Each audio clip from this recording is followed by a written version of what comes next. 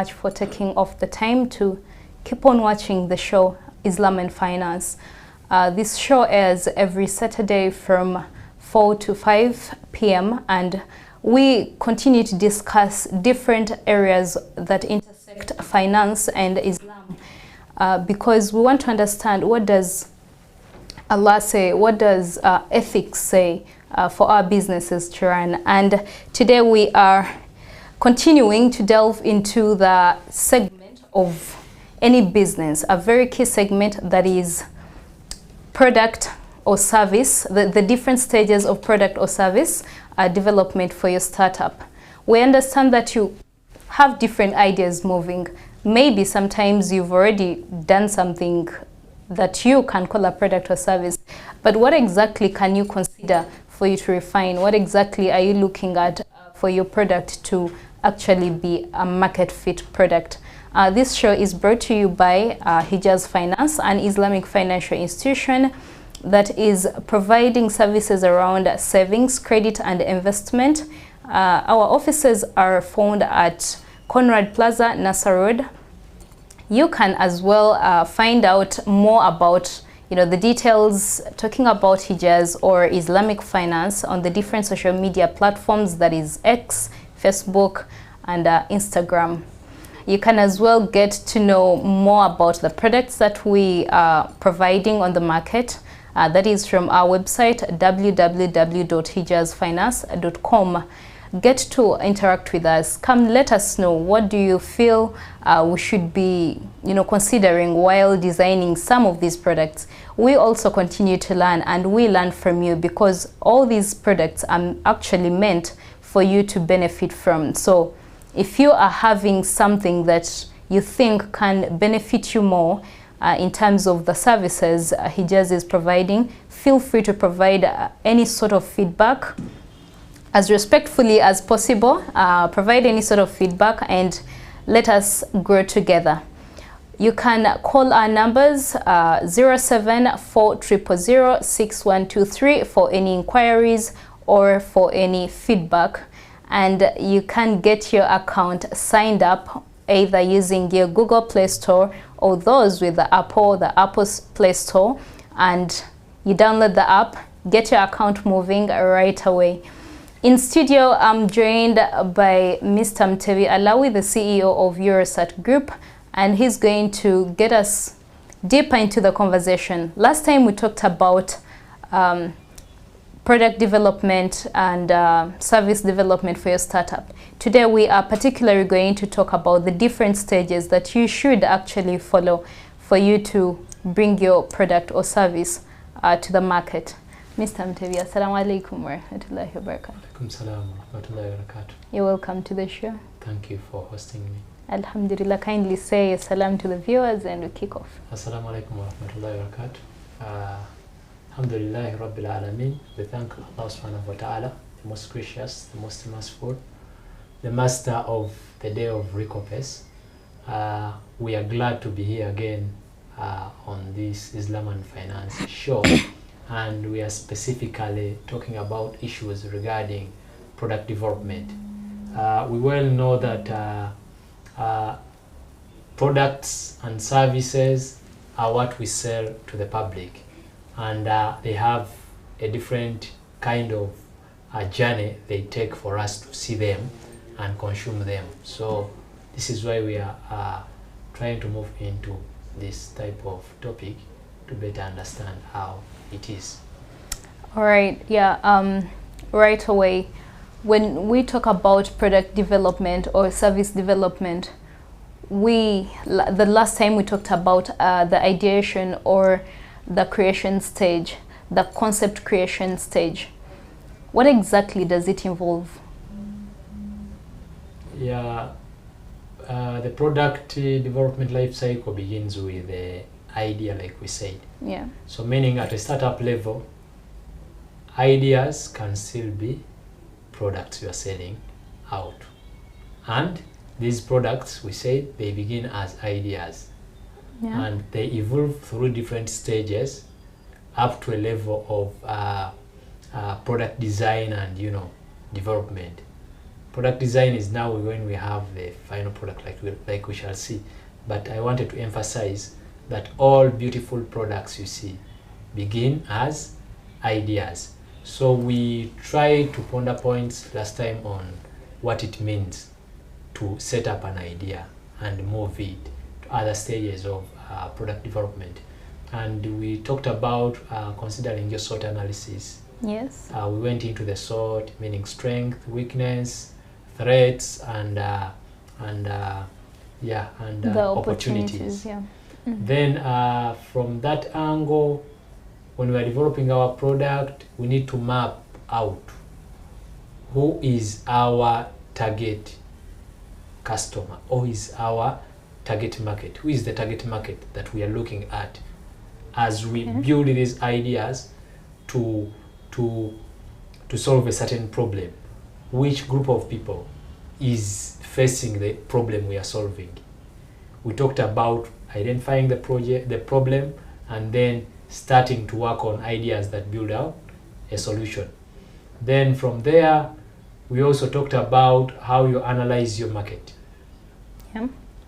You need to analyze your market, map out your market, know what are the behaviors of the customers that are going to be consuming your product or service during the ideation stage. Then lastly, what we didn't talk about last time was the partnerships. But I think we talked about it, and we didn't go so much into details. Yeah, just a little bit. Partnerships play a very, very, very big role in helping our startups grow, because these partnerships give us a wider scope of resources to tap into to complement our ideas or our products. Okay. These partnerships can be in form of human resource.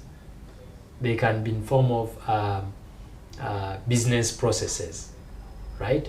I may have a startup that is going to come with a certain product in market, but this product could have a lot of legal aspects to consider. Yeah. So who do I partner with as a startup to help me out come up with the best way of tackling the legal aspects in the domain I'm operating in? When you say partnering, do you particularly mean someone who is at a later stage going to become a director or a shareholder, or just someone you can work with for a particular thing and then move on with your product design? Yeah, partnerships, like we said, these can be individuals. Yeah. They can be other businesses, or they can be societies or groups of people. But in a nutshell, what we look at is how do we have our product or service or ideas complemented to go to the next level. So the essence of partnering and collaborating could even reach at a level of having individuals who come to buy into the idea and move forward. Like I said, somebody might be a legal person, and I mean, you feel that they can be part of your team. Yeah. Like we said when we talked about building a winning team for a startup. And I mean, from the kind of engagements you have had, then you reach an extent of, bringing them on board to work with you as, say, founders or co-founders. Okay. But it all rotates around identifying people, identifying societies, identifying other businesses that can really complement where you want your product to move. Yeah, that's so much of the ideation stage, and we feel that from that point you can actually see a lot of things trying to come into light as you try to go and implement your ideas. And that now takes us to the next level of idea screening. Okay. Yeah, after concentrating on building these beautiful ideas as a team, we always now need to take another step to say, how do we screen these ideas? You know, ideas are many. Yeah. And not all ideas are good. Well, we assume every idea is a million or billion-dollar idea. Ideas are amazing, are beautiful, but what we consider as good ideas are supposed to be answering the questions we talked about. Okay. What is the problem they are solving? I mean, who are they solving it for? Okay. Are they really willing to pay for the solution that is solving their problem? I mean, all those factors are considered. So that's when we can say it's a good what? It's a good idea. So that's why now we bring it to screening. We want to screen it. We want to criticize it. And this is why last time I told you it's not, I mean, if you don't want to talk about your idea, then, I mean, you don't want to create it for people. You don't want to create a product for people, because you are supposed to talk with people, you know, get their feedback and let them criticize it.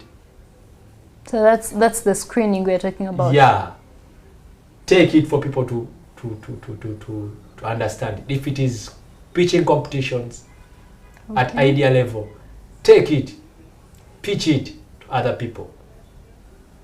If at all you meet people who are funders and what, and they are funding ideas, they might not be funding scaling up businesses, but they are funding ideas, pitch it to them. Get to know what is their feedback when it comes regarding your idea. How do we build the confidence to, it's undressing yourself in front of people, telling them the secret you want to bring out to the world, but then you don't want people to know it before it is actually out? No, a business is not a secret. Okay. The techniques you use to apply your business are the secrets. But the business is not a secret. It is actually supposed to be open for people. Because you are looking out for potential investors, you are looking out for potential partners, you are looking out for potential clients. So it begins with criticizing. If you hide me some information, how am I going to criticize it? Your idea. It's going to be difficult for you. Sometimes we have a lot of ideas to put on the table. In just one kind of idea, we develop a number of ideas. You'll find that some of the startups could concentrate on building so much features of the product. They have around a multiple of features into the product, but indeed they haven't tested it in the market. Or like the way sometimes when you look at the apps, you find that when you come to the software almost world, everyone wants to develop a super app. Yeah, an app that has everything. It has this and this and this. And I mean, we always advise tech entrepreneurs that please start with minimum features. Start with the core features of the product. You test out them. What does that look like in the product department? Let's say, for instance, maybe agriculture business. What does bringing out a feature at a time look like? You know, now like agricultural products or value-added products. Yeah. Right? There is what we call a minimum viable product. Yeah. A minimum viable product could be something that is generally acceptable with minimum standards of a product. Meaning, if it is an agricultural product, it has the necessary grades of processing that have, you know, brought it to the value addition level. Okay. Right? Let's take an assumption of food. Yeah. If you cook food, whatsoever type of food you are cooking, yeah, I mean, it is supposed to be fully cooked, right? Yes. Not half baked. Yeah. It's supposed to have salt in it. Yes. Right? And it's supposed to have some few spices or ingredients to give it a what? A taste and a smell. Yeah. Right?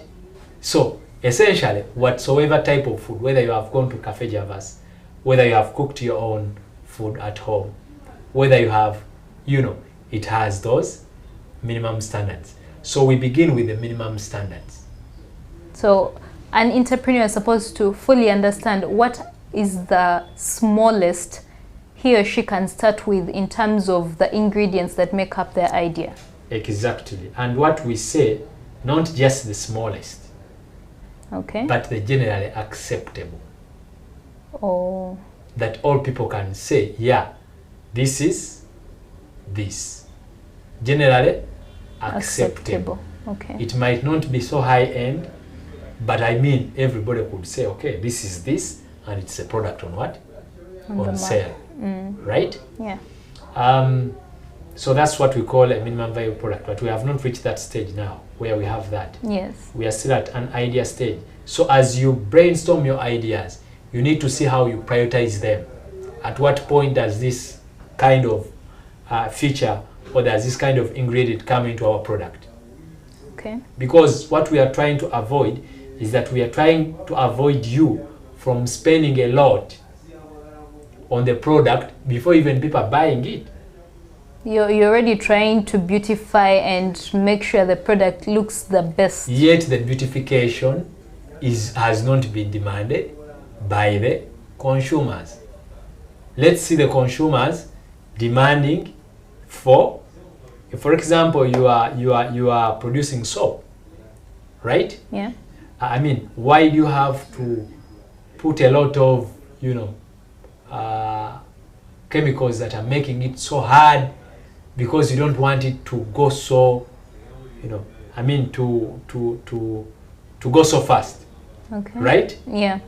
Yet there are some minimum standards that are, because maybe a value proposition could be, my soap does not, go so fast. Right? Yeah. But you try to use the minimum standards so that these customers can give you their feedback whether it goes so fast or it is not, I mean, bringing up the foam. Okay. It could not be going so fast, but it does not cause a foam into water. Yeah. So, I mean, you cannot determine that without the customers giving you what? Or maybe feedback. You put in a lot of perfume yet the customers don't need it. But as we are talking about the idea stage now, here you are trying to raise ideas on how you could make this soap go so slowly, but again can cause the foam into water. Okay. So what ideas are brainstormed there? Right? Yeah. But now if you bring in the same issue, you also bring in, the scent, having a beautiful scent, and again you bring a lot of making it with very many colors and a little bit of very many things. Yeah. It's gonna be difficult even for customers to identify what is the unique thing about this soap. Customers themselves, they have a lot of features to look out for. Yeah, they are going to become confused. Okay. Right? I think now I understand why it's very common in the fashion industry that you find a particular set of colors are produced for a particular product. You might find, for instance, the iPhones. You can find them in maybe a certain series in only 4 or 3 colors. Yes. Okay. So now what I want to bring out is customers should be able to differentiate the different way you are solving their problem, beyond the way the others are are solving it. Rather than getting confused with how your product is competing against itself. Okay. Right? Because if a product has very many features, it's going to be easier for it to compete against itself. Because as a user, I mean, I'll ask myself, now, which feature can I use here? Can I first use this or can I first use this? I mean, but if you clearly sit down and identify who is the target market first, what value proposition am I bringing to them as I'm solving their problem, it's going to be easier for you to determine which type of features you can have first on your product. And what are the fancy features that might come later on as you are picking traction, or as other customer segments are also admiring to use your what? Your product. Okay, so with ideation stage, we are looking at bringing the idea to be screened by the market. Are we here looking at only the market, the target market, or we take it even to ones that may not really necessarily be the target market, but just to get feedback out of them? It is not so much of importance you to get feedback from people who are totally off your market that you're segment. not making it for. I mean, how is the feedback going to help you? Because you are not building for them. You are building for people particular market who are going to use, and this is why this is a business. It's not anything else, it is a business. It is building to solve people's problems. I think we can move to the next stage. Okay. Now, which is in line with what we have been discussing to get the content out of it better. So now here, from the idea stage, is now when you go into the content development or concept development. You have now started aligning where your product begins, what is the value proposition, who is going to consume it, what do you need to produce it, and how profitable is it going to be. So now you have gone into, there are certain tools like the business model canvas which help us from all those stages. We keep adjusting and iterating our ideas. So the ideas we have used in the ideation stage can be changed according to the iteration we are undergoing, and we have advancement in them as we build our content. Meaning, if I'm making a certain design of a cloth, I've sat down with my team, we are brainstorming ideas. How do we make this collar to look like? I mean, which type of buttons can we use? Why do we need to use this type of buttons? Because our target customers are ladies. So ladies need things that are a little bit shiny, but a little bit reserved. By the way, which type of ladies are we creating for? Are we creating for high-end, or are we creating for party, for ladies, party goers, outgoers? Yeah. So which type of, so all that you have now been brainstorming, and now you are at the content development stage. You are now adding up everything for you now to start rolling out. Rolling out the production of your what? Of your product. So the content bit of it is now bringing the real essence of all the components of your ideas. So you're using a particular tool, for instance, the business Canva, is it? The business model canvas. Yeah, the business model canvas. And Lean Canvas. Okay. There are very many tools that I use that we can introduce to you as you are trying to build your idea. And as we move through, we shall also need to tackle them and see how these tools can be of real help to entrepreneurs. Okay, so we are using such tools to create content for our idea. And not necessarily the content.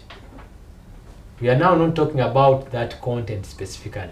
Okay. But now this content is so much of how do we sell out our idea, our product, even if it is still an idea. Okay. Right? So it's like you're realigning. You are realigning all the ideas that have been created at the ideation stage, and now you are prioritizing, putting them in order. Where should we begin from? When should this come? So you are now beginning to act, and you are beginning to give out information about your product to people to understand it.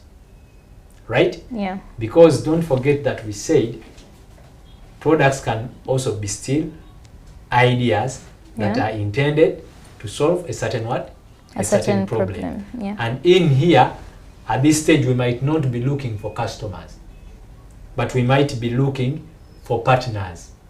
Which Okay. partners can help us now bring this idea into some visible product that can be consumed.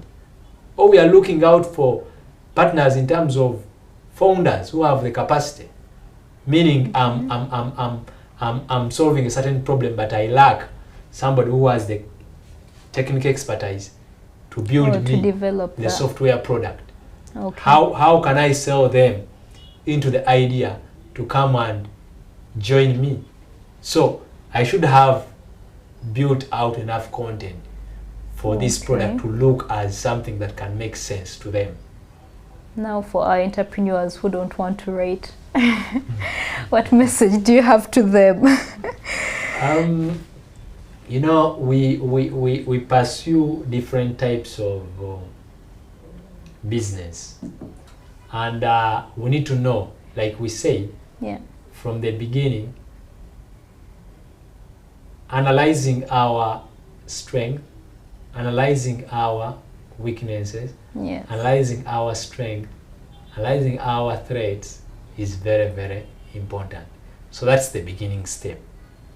So somebody who does not want to write, that's a weakness. Yeah. And I mean, how do you go out of that weakness?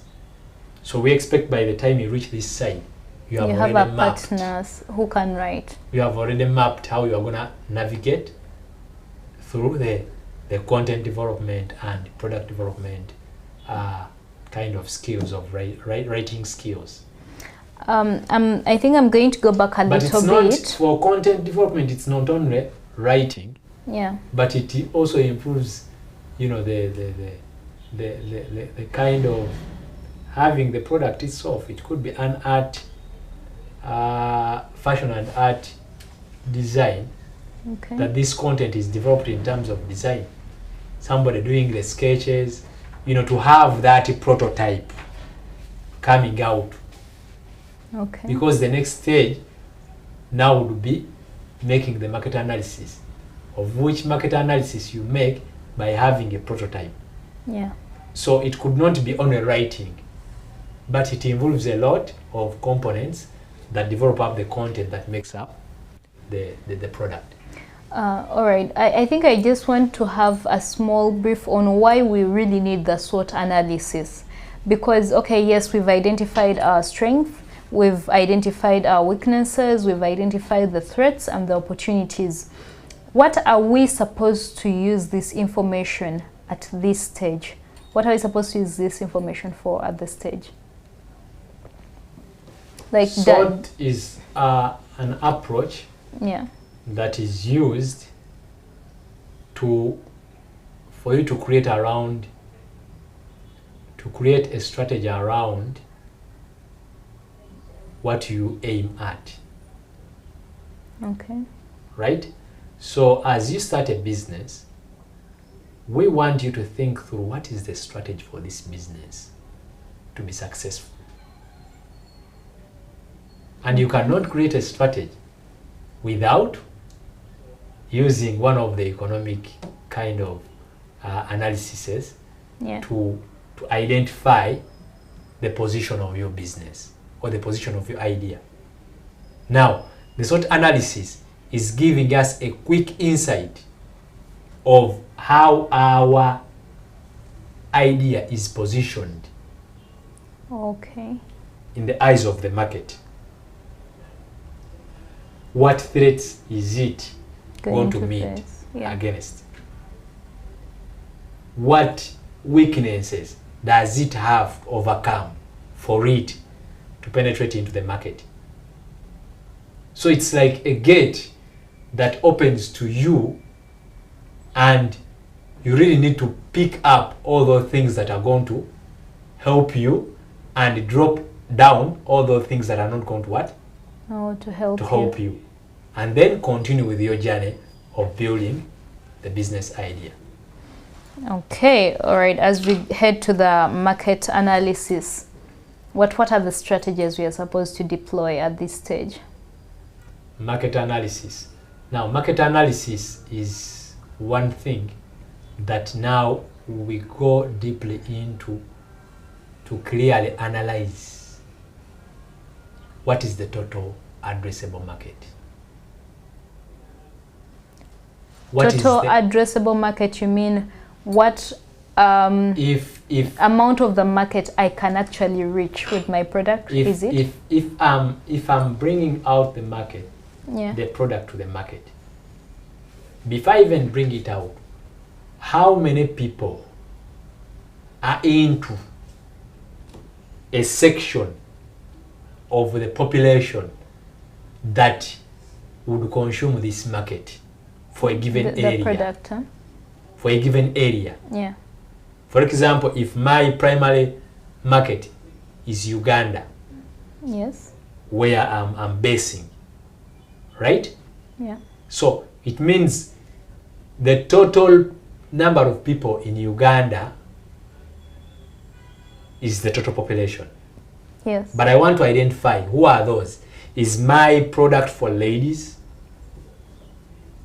Okay. But if ladies, there are also gents who have girlfriends. Okay.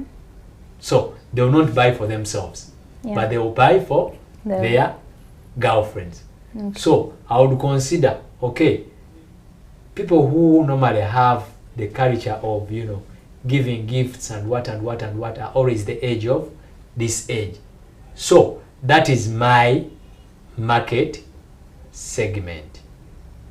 Now, okay, within the entire Uganda, I will get the total of those people who are in that market segment and call them my total addressable market. Now we are breaking our market into certain components that can be achievable. Not right? just waking up and say I'm going so to if it serve is the whole Uganda, of if Uganda. it is Uganda, how many ladies are in Uganda? And how many ladies are between 40 and say 18? Right? Yeah. So those are my clients. Now, if they are my clients, how many of them do we have on the Ugandan population? So you zero down now to those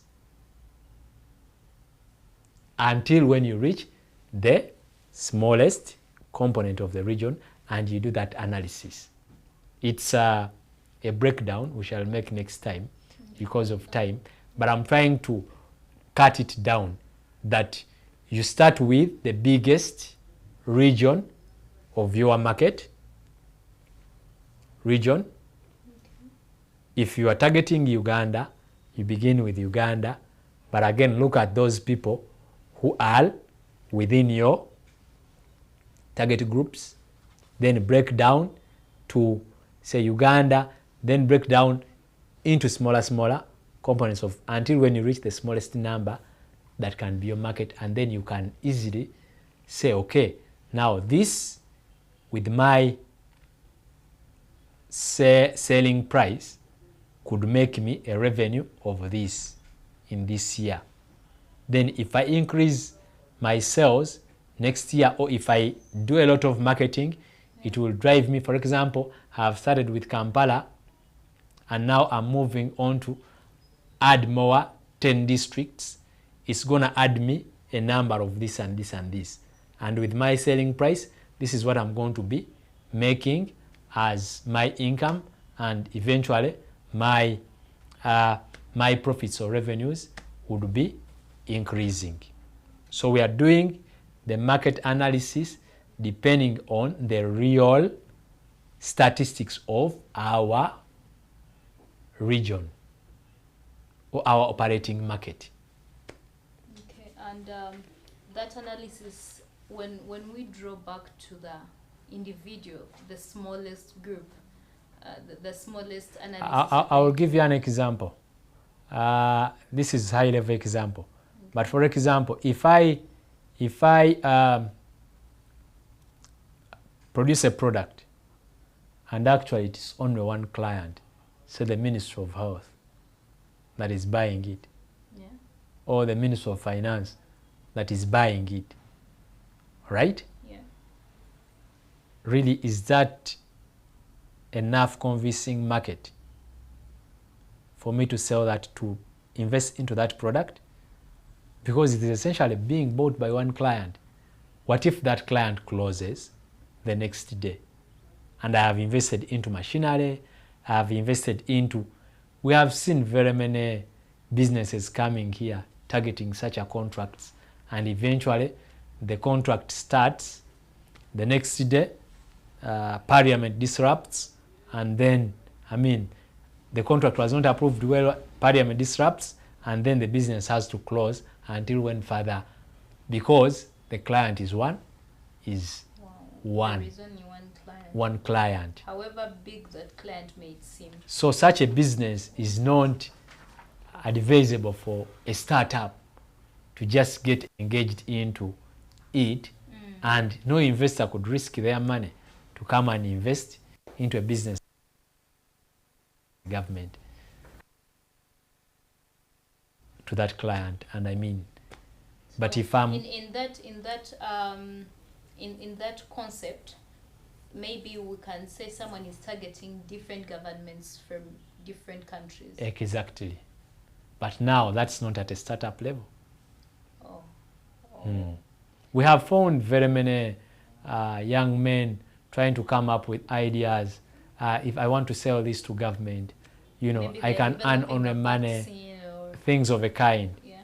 But government could just take that as research to fund it up to when it solves people's problems.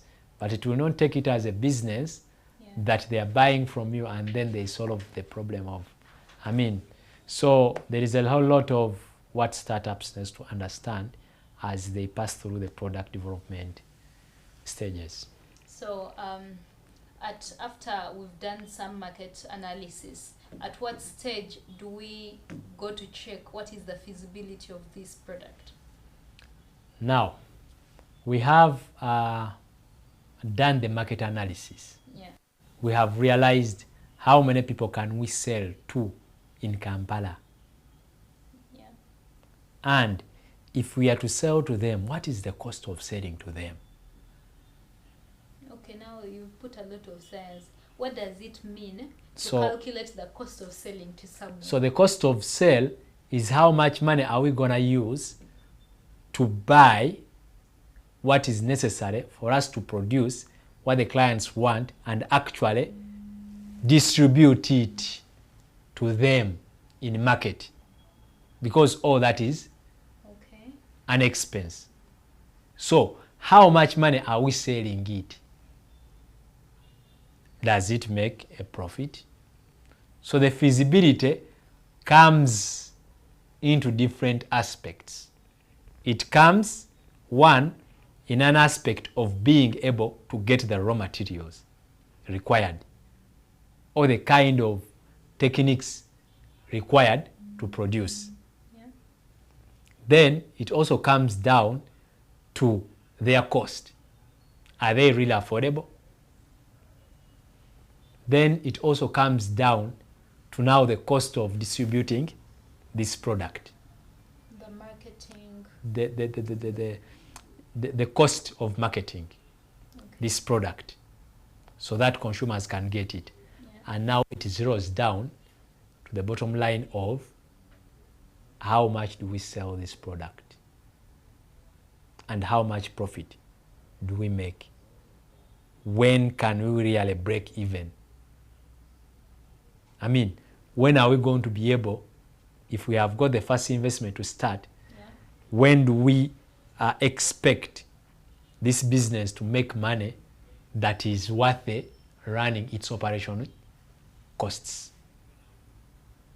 It can run itself without us injecting any other Exactly. capital outside. So we go down into the unit economics of how many people can buy for us to make a profit, how many people will buy for us to break even, how many cartons or how much quantity of the product should we sell in a day for us to sustain. It goes down to the unit economics, and we can now realize that this is really feasible. So in a nutshell, the feasibility analysis helps us to underline the possibilities and impossibilities of how we come up with our product. Alhamdulillah, we've broken down the ideation stage, we've broken down the market analysis and a little bit or all of the feasibility analysis. And out of all this, I've picked one key thing: fully understanding to the last detail how your product is reaching the people you're trying to create it for, and what kind of people are they, to the last detail. Mr. Mtevi talked about the age group. He talked about a particular population that you're looking at. He talked about the particular kind of skills that you need during the ideation stage. And taking out your product or your service at the smallest level possible, or minimum viable product, for it to be criticized. So it is very important that we sit down to, I think this requires some bit of focus for the founders and the co-founders to actually understand these details. Yeah, that's why we always want to see founders getting into many of these accelerator programs, incubation programs at an early stage. The incubation programs are designed to, guide these entrepreneurs on their ideas before they have got a lot of investment into them. So whereas the accelerators are for those that have, tested the market, but they want to scale up. A product can be in market, but not possible to be scaled up. So they have to iterate around and find a way of how it is scaled up. Okay, that's conversation for another time, inshallah. We continue to thank you, our dear viewers, for giving us all the time and trying to learn something. I believe every time we're here, you pick a thing or two, and I pray that you can actually deploy these little bit of nuggets into your businesses to see that you get to growth. We can call this free business development services here. And we appreciate that you continue to tune in, keep watching Salam TV, and keep following the products. Let the conversations continue on the different social media platform. On YouTube, the session will be airing, and continue letting us know what exactly would you want us to discuss more, what have you learned, and what can we improve.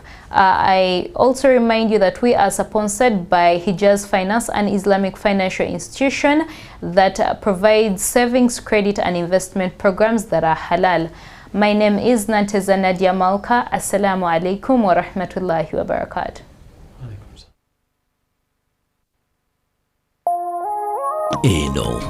Salam TV. Explore, enjoy, and dance to the latest content, beats, and kawozi from Uganda and beyond. Simply go to your Play Store or App Store right now, find AfroMobile, download it straight to your phone, and get started. Is it TV you want?